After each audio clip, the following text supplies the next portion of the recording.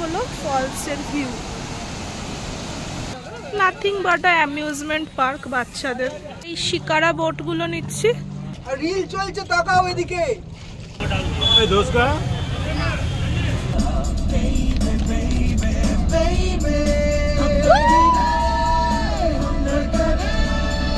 Day 2 আজকে আমাদের এই যে গাড়ি এসে গেছে পিছনে, এই যে গাড়ি, এই যে দাদারা রেডিও হয়ে গেছে, দাঁড়িয়ে গল্প করছে।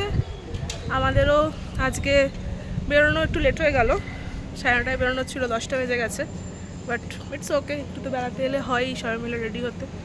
তো আজকে আবার ঘুরতে বেরিয়ে পড়া এখন। আমাদের আজকের প্রথম গন্তব্য ছিল দশম জলপ্রপাত। এটা রাঁচি থেকে প্রায় 40 কিলোমিটার দূরে। এই জলপ্রপাতটি কাঞ্চি নদীর ওপরে অবস্থিত এবং এটিও প্রায় 144 ফুট উচ্চতা থেকে পড়ছে। দশম ফলস যাওয়ার পার্কিং, তো আমরা দশম ফলসে এসেছি। এটাতে সিঁড়ি আছে, কালকেরগুলোর মতো এরকম 600-700 সিঁড়ি আশা করি নেই, তো সিঁড়ি ভেঙেই নিচে নামা। এই দশম ফলসের সিঁড়িটা একটুখানি, বেশ অনেকগুলো ভিউ পয়েন্ট রয়েছে। এটা হচ্ছে ফার্স্ট ভিউ পয়েন্ট, বেশি না, 50টা সিঁড়ি নেমেই ফার্স্ট ভিউ পয়েন্ট। এখানে বসার জায়গাও রয়েছে বয়স্ক মানুষদের জন্য। আর এই হলো ফলসের ভিউ। এটা ফার্স্ট ভিউ পয়েন্ট থেকে আরও ভিউ পয়েন্ট আছে নিচে। এই ভিউ পয়েন্টটা থেকে আরও ওই 10 সিঁড়ি নামলেই আর একটা ভিউ পয়েন্ট রয়েছে। এই ভিউ পয়েন্টটা বেশ চওড়া, ওই ভিউ পয়েন্টটা থেকে এই ভিউ পয়েন্টটা একটু বেটার। এটা এইরকম, তো আর একটা ওই যে নিচে আর একটা ভিউ পয়েন্ট আছে, আর একটা ভিউ পয়েন্ট,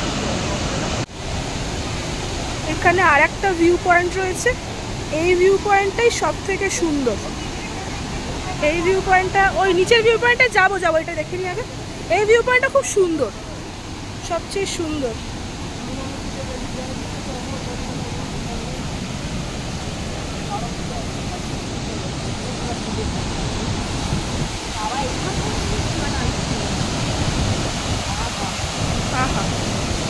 দারুণ দারুণ।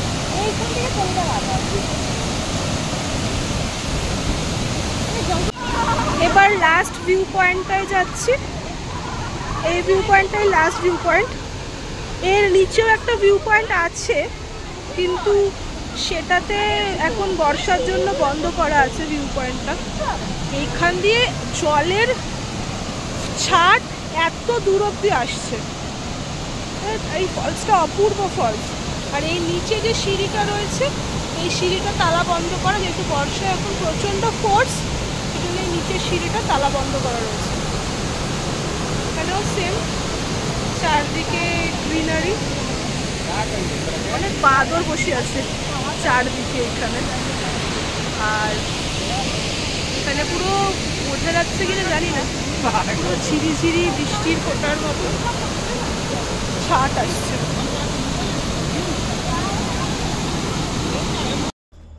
দশম জলপ্রপাতের নামটি এসেছে মুন্ডারি শব্দ দা সং থেকে, যার অর্থ জল পড়া, যা জলপ্রপাতের অবিরাম প্রবাহকে নির্দেশ করে।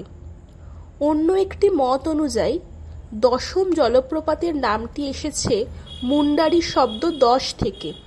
এটি একটি কিংবদন্তির সাথে জড়িত, যেখানে একজন দেবী 10 ভাইকে তাদের অপকর্মের জন্য অভিশাপ দেওয়ার পর এই জলপ্রপাতের সৃষ্টি হয়েছিল।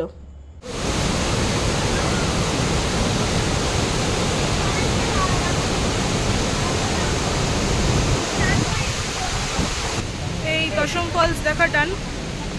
এবার এখানে তো অল্প সিঁড়ি, তাই কোনো চাপ নেই।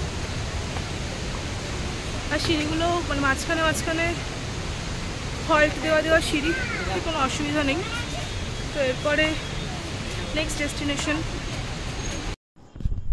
দশম ফলস থেকে আমরা বেরিয়ে পড়ি সূর্য মন্দির দর্শনের উদ্দেশ্যে। এই মন্দিরটি খুব সুন্দর জায়গায় অবস্থিত। চারদিক ফাঁকার মাঝখানে একটি সুন্দর মন্দির এখানে রয়েছে।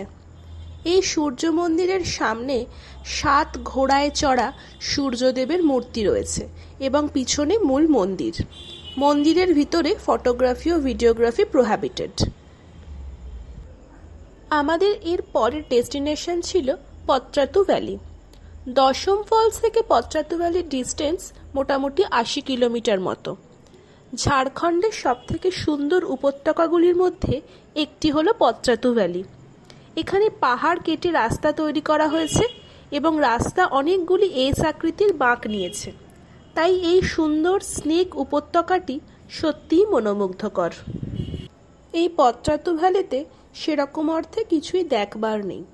পত্রাতু ভ্যালি আসার রাস্তাটাই হলো স্নেক রোড, আর এই পত্রাতু ভ্যালির ওপরের কোনো এক ভিউ পয়েন্ট থেকে সেই স্নেক রোডেরই কিছু কিছু অংশ দেখা যায়। তবে বেশি অংশটাই গাছে ঢাকা, কারণ পুরো রাস্তাটাই হলো চারদিকে গাছ দ্বারা ঘেরা। পত্রাতু ভ্যালির ওপরের ভিউ পয়েন্ট থেকে দূরে পত্রাতু লেক আর পত্রাতু ড্যামের ভিউ দেখা যায়। ভ্যালি দেখার পর আমাদের পরবর্তী ডেস্টিনেশন ছিল পত্রাতু লেক। এই পত্রাতু ভ্যালিতে নলকার্নি নদী প্রবাহিত হয়েছে এবং সেই নদীতেই বাঁধ দেওয়া হয়েছে এবং পত্রাতু লেকটিও এর পাশেই অবস্থিত।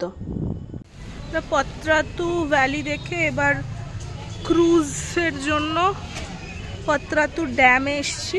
তো পার্কিং থেকে যে রাস্তাটা রয়েছে, রাস্তাটা খুব সুন্দর। পুরো রাস্তাটাই ধারটা দেওয়ালটা এরকমভাবে ডেকোরেট করা, খুব সুন্দর রাস্তাটা।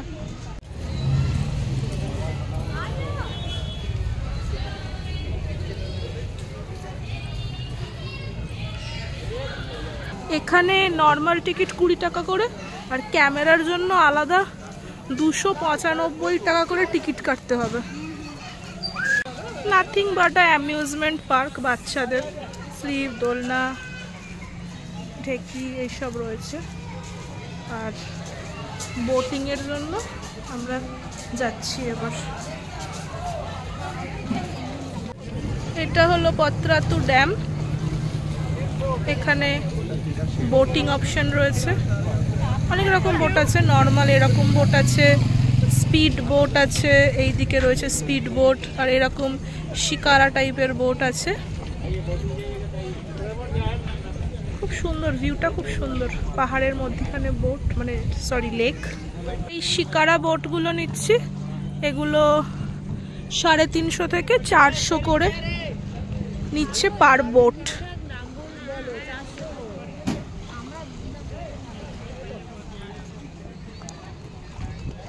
এটা এর জেটি, এখান থেকে আমরা বোটগুলো নেব। ওই দিকটা স্পিড বোটের জেটি। রিল চলছে, তাকাও এদিকে। Hello hi. ওদিকটাকে খুব গাছ করে দিয়েছি, বলতে মুখ বের করো। খুব সবকিছুতেই ব্যস্ত, মুখ বেরই করছে না। বসো ওখানে। না আমি উঠলে দেখবি ডাল খেয়ে যাবে। আমাদের তিনজনের যা ওদের রোড থেকে বেশি হলে আমাদের এরকম একটা লাগতো নাকি প্রদীপটা?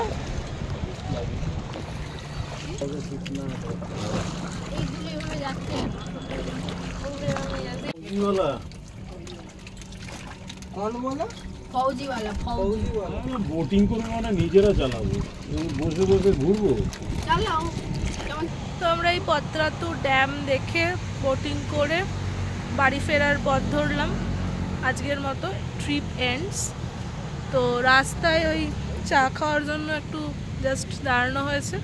আমাদের আজকে প্ল্যানের মধ্যে পালানি ফলসও ছিল, কিন্তু পালানি ফলসটা যাওয়া গেল না, তার কারণ পালানি ফলস বন্ধ হয়ে যাবে।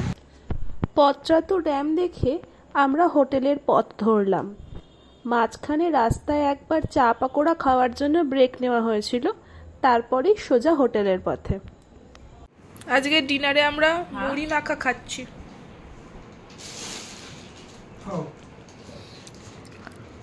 আমরা আজকে দুপুরবেলা 4টের সময় লাঞ্চ করেছি, তাই জন্য আমরা আজকে হালকা খাচ্ছি। মুড়ি, চানাচুর, বাংলা ছোলা ভাজা, বাস শেষ।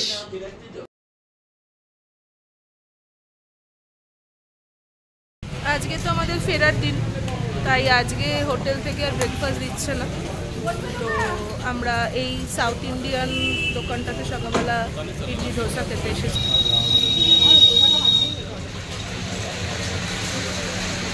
আজকের আমাদের প্রথম ডেস্টিনেশন ছিল রাঁচির জগন্নাথ মন্দির। রাঁচি শহর থেকে 10 কিলোমিটার দূরে অবস্থিত এই জগন্নাথ মন্দিরটির উচ্চতা প্রায় 100 ফুট। মন্দিরটি একটি ছোট টিলার ওপর অবস্থিত এবং মন্দিরের দরজা পর্যন্তই গাড়ি করে যাওয়া যায়। এই মন্দিরটা থেকে রাঁচি শহরের পুরো একটা সিটিস্কেপ ভিউ পাওয়া যায়। একটা ছোট্ট টিলা টাইপের ওপরে এই মন্দিরটা। আজকে আকাশ পুরো মেঘলা, কিন্তু এই সিটিস্কেপ ভিউটা সুন্দর। 1691 সালে নির্মিত এই জগন্নাথ মন্দিরটিতে পুরীর জগন্নাথ ধামের আদল লক্ষ্য করা যায়। জগন্নাথ, বলরাম ও সুভদ্রার বিগ্রহ ছাড়াও এখানে বিষ্ণুর দশাবতারের মন্দিরও রয়েছে। এই মন্দিরটি 1992 সালে পুনর্নির্মিত হয়। সূর্য মন্দিরের মতো এই মন্দিরের ভিতরেও ফটোগ্রাফি ও ভিডিওগ্রাফি প্রোহিবিটেড। এই মন্দিরের ওপর থেকে রাঁচি শহরের একটা প্যানোরামিক ভিউ পাওয়া যায়। রাঁচি শহর মোটের ওপরে পরিষ্কার আর সবুজে ঘেরা। এই প্যানোরামিক ভিউটার মধ্যে রাঁচি স্টেডিয়াম চোখে পড়ে। মন্দির দেখার পর আমাদের পরবর্তী জার্নি ডেস্টিনেশন ছিল পঞ্চঘগ জলপ্রপাত। इसका मटेरियल क्या है भैया? चावल और चना दाल। चावल और चना डाल।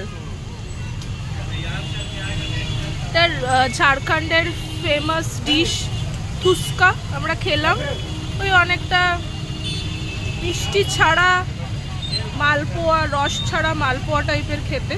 আর এখানে দাম অনেক কম, 4 পিস করে এই রকম থুস্কা 20 টাকা করে পাওয়া যাচ্ছে।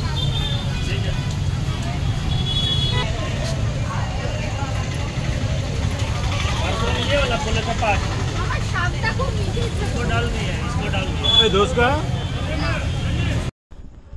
পঞ্চঘগ যাওয়ার পথে আমরা রাস্তায় একটা লোকাল মার্কেটে দাঁড়িয়েছিলাম। ট্রাই করলাম এখানকার ফেমাস ফুড ধোসকা। পঞ্চঘগ জলপ্রপাতের ডিস্টেন্স রাঁচি শহর থেকে মোটামুটি 50 কিলোমিটার মতো। এটা পঞ্চঘগ ওয়াটারফলস। আজকে আমাদের বিশেষ কিছু দেখার নেই, আজকেই আমাদের বাড়ি ফেরার দিন। তো জাস্ট একটু রিল্যাক্সেশন এদিক ওদিক। এখানে পাথরের টেক্সচারগুলো খুব সুন্দর, চারদিকে পাথর, পাথর ভেঙে ভেঙে পাথরের টেক্সচারগুলো খুব সুন্দর। এখানে ছোট একটা ব্রিজ টাইপের, তারপর গিয়ে মোস্টলি সিঁড়ি আছে ওয়াটারফলসের জন্য।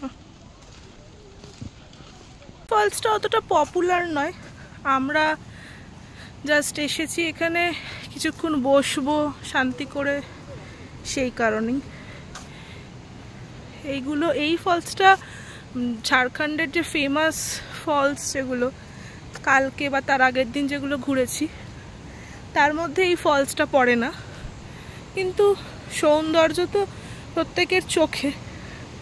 তো সেই কারণে আমার তো এই ফলসের যাওয়ার বিউটিটা বা আশপাশের সিনারিওটা খুবই ভালো লেগেছে। এই পঞ্চঘগ জলপ্রপাতটিতে আগের জলপ্রপাতগুলির মতো সেভাবে এত সিঁড়ি নেই। বানাই নদী 5টি বিভিন্ন ধারায় বিভক্ত হয়ে এখানে জলপ্রপাতের আকার নিয়েছে। এই জলপ্রপাতটির উচ্চতাও খুব বেশি নয়, তাই এই জলপ্রপাতটির তলায় স্নান করার জন্য একটি আলাদা চৌবাচ্চা ধরনের ব্যবস্থা করা আছে।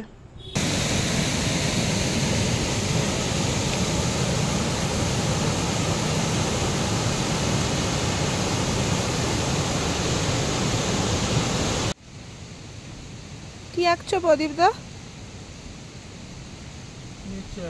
দেখাও ঘুরিয়ে একবার। হয়নি, হলে দেখাবে। এই ফলসটা ফলস কম গ্রিনারি, পাথর, স্টোন স্ট্রাকচার, নিস্তব্ধতা অনেক বেশি।